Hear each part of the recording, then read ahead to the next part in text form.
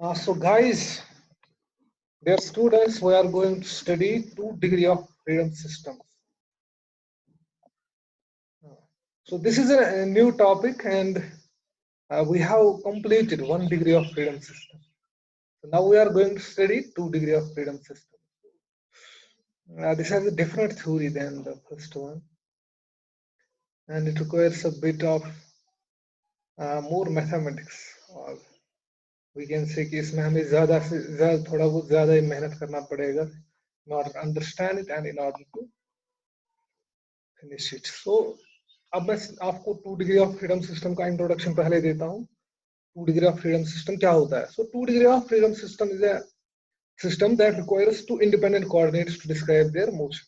मतलब एक सिस्टम जिसको हमें 2 डिग्रीज ऑफ फ्रीडम यानी 2 इंडिपेंडेंट कोऑर्डिनेट्स लगेंगे उसकी मोशन को डिस्क्राइब करने के लिए उसको हम 2 डिग्री ऑफ फ्रीडम सिस्टम बोलते हैं. तो ये तो उसी से पता चलेगा जब हम इसमें एक एग्जांपल देंगे. So let us do that. तो इसमें मैं एग्जांपल के तौर पर ये दिखा रहा हूँ 2 मास एलिमेंट्स है and then there are 2 spring elements. है ना, ये देखो. This is the system that's shown in figure 1. It has 2 masses and 2 spring elements. Now each mass can move independently. देखो मैंने इसमें दिखाया x1 और x2. So x1 is the motion or the position of mass m1 and x2 is the position of mass m2. अगर मैं इस figure में mass m2 को डिस्टर्ब कर लूं या एक्साइट कर लूं उसको towards right or left, the motion that will ensue will be in both m1 and m2. मतलब ये दोनों फिर वाइब्रेट स्टार्ट करना होंगे अगर हम m2 को डिस्टर्ब कर लें या एक्साइट कर लें. So mass m1 will also get excited and after that if you leave it will start vibrating. Obviously the vibrations will die out because of friction, but we will assume for example if the friction is less or it is negligible, there will be vibrations and those vibrations will sustain once the mass m2 is disturbed.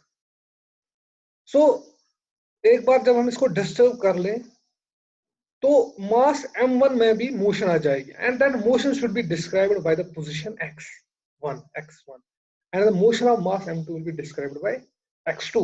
So both of these have to be taken care of independently, which means कि अगर हम इसकी complete description in order to completely analyze this system, so we have to take the 2 coordinates of masses m1 and m2. Now, quite obvious in this figure that mass m1 will move independently and its position will be determined by x1 and mass m2 will move independently and its position will be determined by x2. So this is a 2 degree of freedom system. तो हमको actually इसी को analyze करना है. So in this case, in the 2 degree of freedom system, we will be analyzing a system of this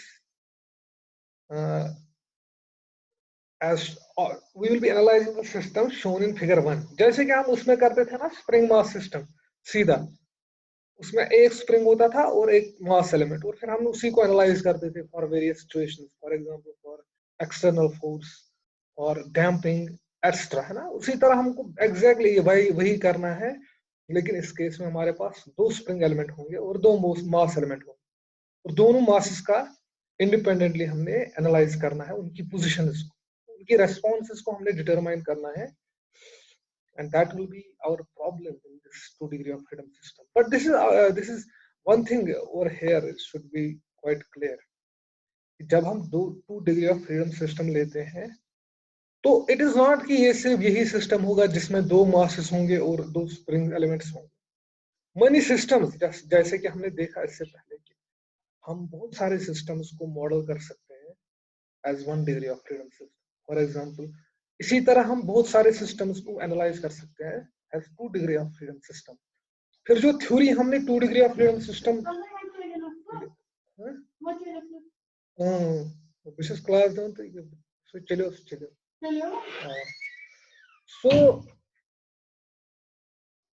so we have a 2 degree of freedom system over here, and in this case we have seen there are 2 independent coordinates to be described by to be taken care of while analyzing its motion.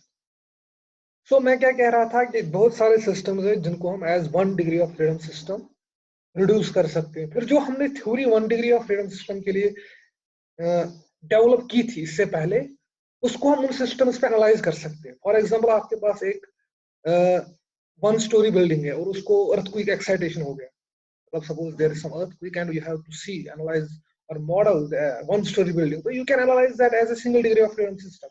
तो जो theory आपने develop की उसके लिए 1 degree of freedom system के लिए, जो इससे पहले थी वो उसके लिए भी ट्रू होगी। इसी तरह बहुत सारे सिस्टम्स को हम रिड्यूस कर सकते हैं और मॉडल कर सकते हैं as 2 degree of freedom system, and they can be then represented, and their theory which we will develop over here can be applied to those systems। so उसके लिए हमने एग्जांपल देखने हैं ना कि किन सिस्टम्स को हम रिड्यूस कर सकते हैं to the 2 degree of freedom system, यानी टू द किन सिस्टम्स को हम रिड्यूस कर सकते हैं so that they can be represented in the form of figure 1, है ना। सो दिस इज नॉट कि हम सिर्फ एक सुप्रीम मास सिस्टम को एनालाइज करते हैं, दिस तो हमने सुप्रीम और मास को पढ़ना है।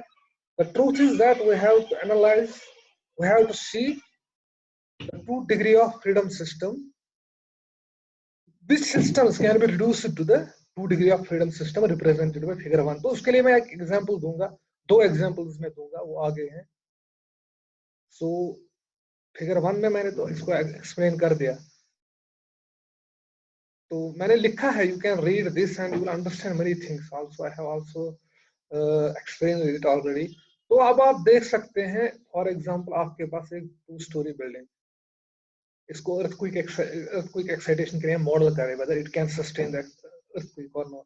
तो इसको हम सीधा एज पहली स्टोरी को मास m1 मान लेंगे, दूसरी स्टोरी को m2 connected by 2 stiffness elements k1 and k2, and then we can model it as 2 degree of freedom system. तो बन गया ना ये फिगर 1 का सिस्टम। लेकिन इसमें obviously when V model this system story 1 and story 2, this story 1 and story 2, the problem of finding the stiffness elements k1 and k2 becomes an independent problem। मतलब उसको हमने फिर k1 और k2 को निकालना पड़ेगा दूसरे तरीकों से, but that is not our problem here, but I have all shown it कि कैसे हम इसको यूज कर सकते हैं as 2 degree of freedom system। तो इसी तरह हम दूसरी एग्जांपल लेंगे एक कार की। So we'll take an example of a car जिसमें हमारे पास शॉकर्स है।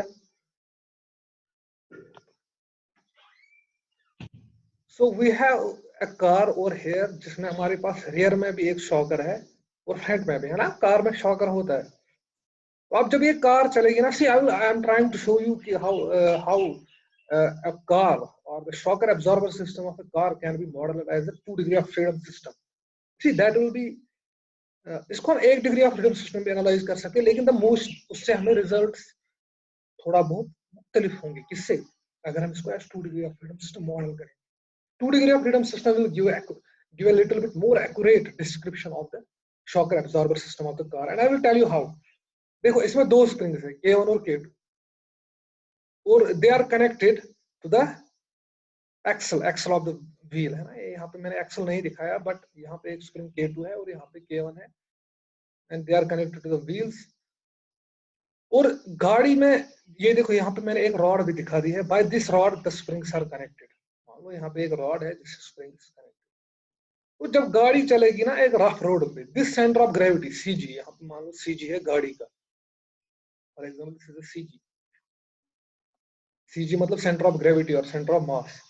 तो अब जब ये यहाँ पे है, when the car will be moving towards left on a rough road, because ये स्प्रिंग्स है ना, ये दिस विल मतलब ये कभी कंप्रेस होगा कभी एक्सटेंड होगा, इसी तरह ये कभी कंप्रेस होगा और कभी एक्सटेंड होगा, and this centre of gravity will move also, ये भी कभी ऊपर जाएगा कभी नीचे जाएगा, है ना, बिकॉज दिस इज इलास्टिक, है ना, ये जो सिस्टम है, because this is elastic because of spring elements K1 and K2।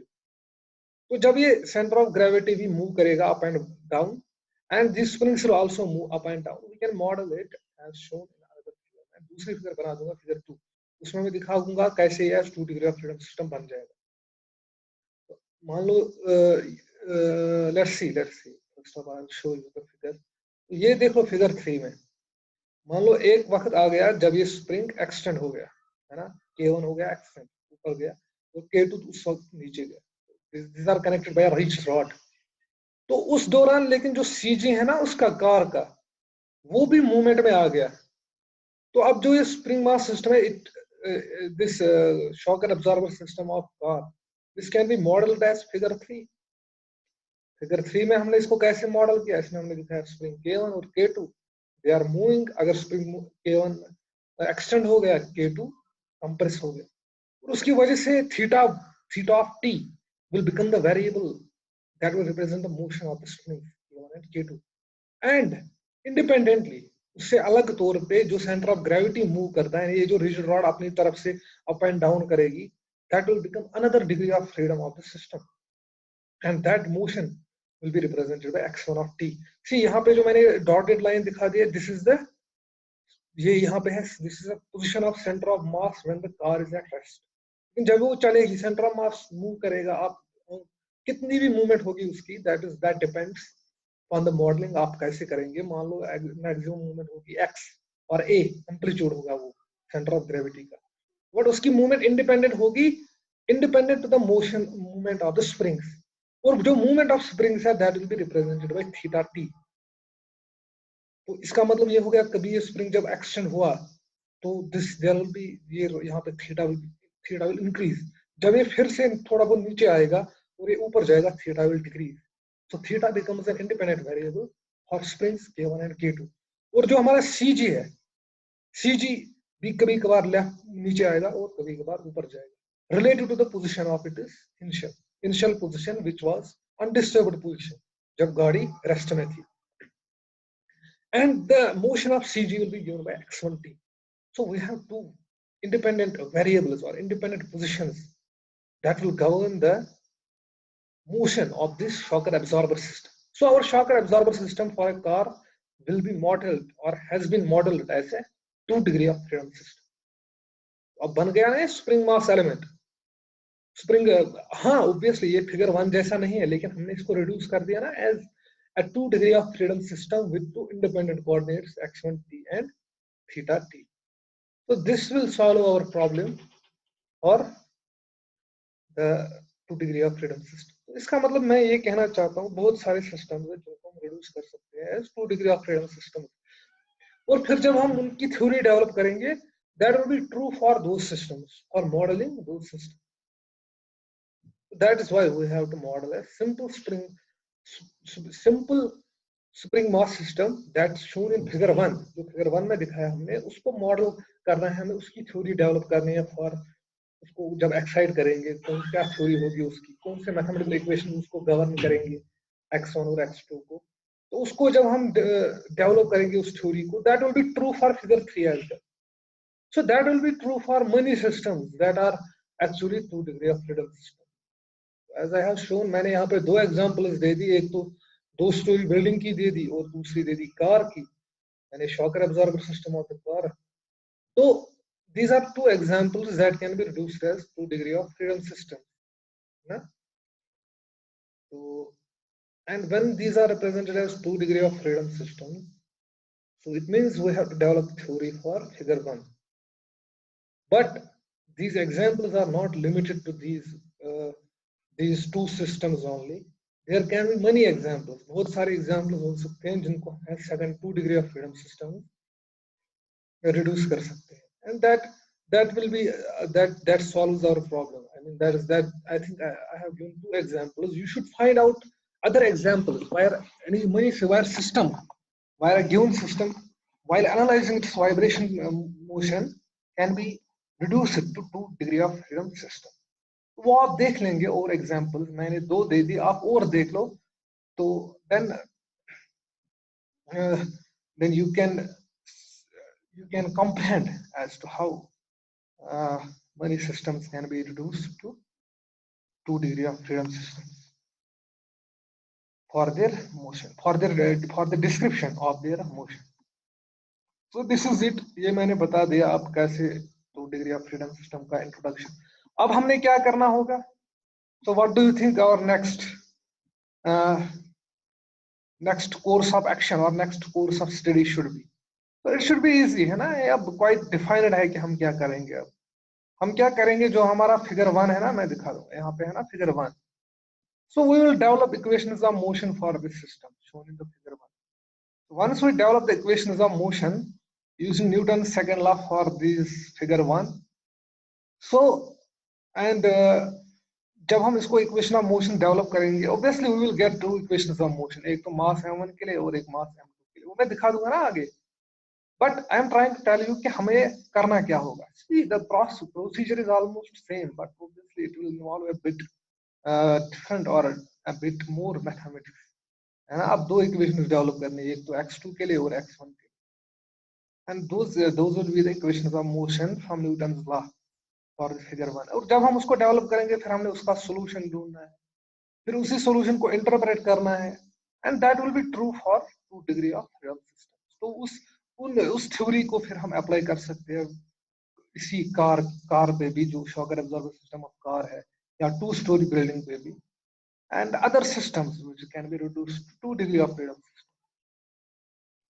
So this will be this will be the introduction for the 2 degree of freedom system, जिसमें आप ये कह सकते हैं कि 2 डिग्री ऑफ फ्रीडम सिस्टम वो हो गया जिसमें दो इंडिपेंडेंट कोऑर्डिनेट्स लगेंगे to analyze the motion of the system.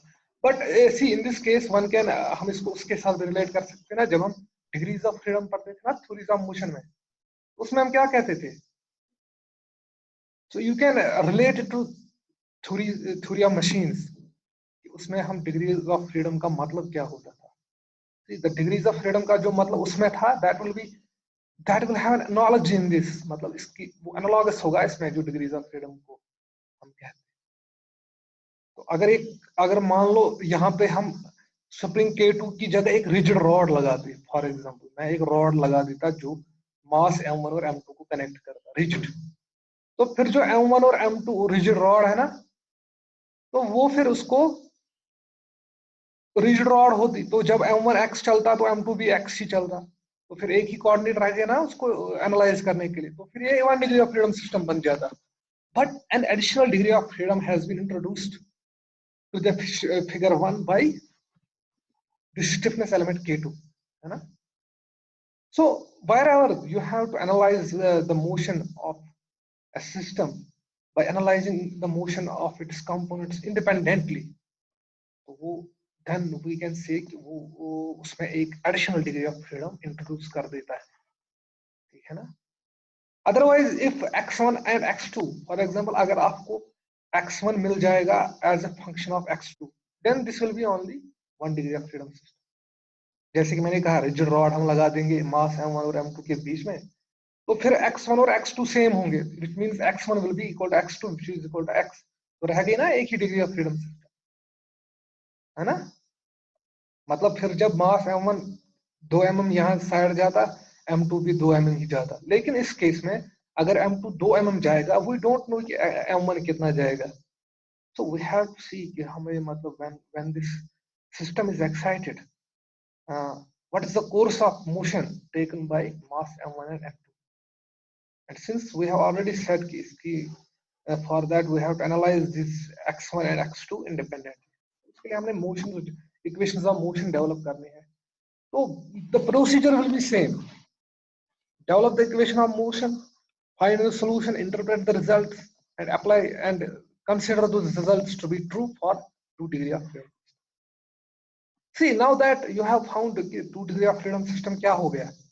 Similarly आप कह सकते हो कि 3 डिग्री ऑफ फ्रीडम सिस्टम क्या हो गया, उसमें एक और मास लगा दो, एक स्प्रिंग एलिमेंट और, that will B 3 degree of freedom system. इसी तरह 4 डिग्री ऑफ फ्रीडम सिस्टम, उसमें 4 स्प्रिंग और 4 मास एलिमेंट होंगे. इसी तरह nth degree of freedom system will be जिसमें n स्प्रिंग एलिमेंट्स और n मासेस होंगे, है ना, बहुत आसान. So that will B nth degree of freedom system. अच्छा अब आप मुझे बताओ, अगर आप ये है nth degree of freedom system 2 degree, अगर हम अब थ्योरी करेंगे develop 2 degree of freedom system के लिए, so more or less that should be true for 3 degree of freedom system, 4 degree of freedom system. तो इस तरह हम फिर multi degree of freedom system, जिसमें हम कह सकते हैं कि जिसमें 2 या 2 से ज्यादा मास एलिमेंट्स होंगे और 2 या 2 से ज्यादा स्प्रिंग एलिमेंट्स होंगे, तो उनको हम फिर कह सकते हैं कि multi degree of freedom system, और उनकी जो थ्योरी होगी that will be analogous to the theory और the second degree of. So this is important once हम 2 डिग्री ऑफ फ्रीडम सिस्टम को एनालाइज करेंगे, we can analyse other systems which have more degrees of freedom, है ना? So this is it.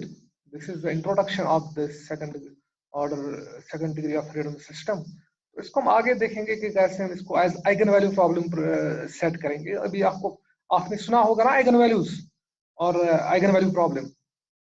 Eigen value आपने अगर matrix calculations की होंगी, उसमें आप आइगन वैल्यू फाइंड करते हैं ना, सो वो जाया नहीं था, वो एक्चुअली यूज होता है. आइगन वैल्यू प्रॉब्लम कैसे होती है और कैरेक्टरिस्टिक solution problem है ना, उसमें characteristic solution हम find करते हैं ना. We will see that. What I'm trying to tell you, give you some idea कि हम आगे क्या करने वाले हैं actually. So this is quite involved. So I want you to focus on this, and I want you to study yourselves as well and raise queries. So this is it. I think I should stop here, or maybe can tell you a bit more. तो अब हम क्या कहेंगे, मैंने 2 examples तो दे दी, ये 2 story building का और एक कार का, है ना. कार में मैंने आपको दिखा दिया कि ये जो रॉड है ना, यहाँ पे ये rod, this is a rich rod, है ना. ये मैंने इसको, इट्स नॉट नेसेसरी कि ओरिजिनल कार में रॉड होगी, बट मोर और लेस कि हम इसको एनालाइज कर सकते हैं ऐसे ही. क्योंकि मान लो अगर ये गाड़ी चलती हुई, सपोज ये गाड़ी चलती है, भी आगे जंप आ गया, जब जंप आएगा तो ये वाला कंप्रेस होगा ना. जब ये कंप्रेस होगा तब ये एक्सपेंड होगा, ये वाला पीछे वाला. और सी जो सेंटर ऑफ ग्रेविटी भी मान लो ऊपर गया, बन गया ना 2 डिग्री ऑफ फ्रीडम सिस्टम, है ना. इन दैट केस ये मान लो ये वाला अब कंप्रेस हो गया, ये वाला एक्सपेंड हो गया, theta T will become 1 degree, theta T will be become 1 coordinate for this system, and x1 t will become coordinate of center of gravity. So this is how this becomes second degree of freedom. So other examples you can find, and you can raise questions as well if you have any. So you should put your questions in the Google Classroom. So आप कभी question ही नहीं करते हैं, and I don't know why. It's as if you know everything or you don't know anything. Anyway, I'm stopping here, and we will see what we can do about the development of equations for this figure 1, है ना. हमने equations develop करनी है ना, that we will do in next class, है ना. Introduction था तो 2 degree of freedom system क्या हो गया मैंने वो दे दिया. आप भी देख लेना, अगर कहीं पे आपको डाउट होगा तो मुझे बता देना.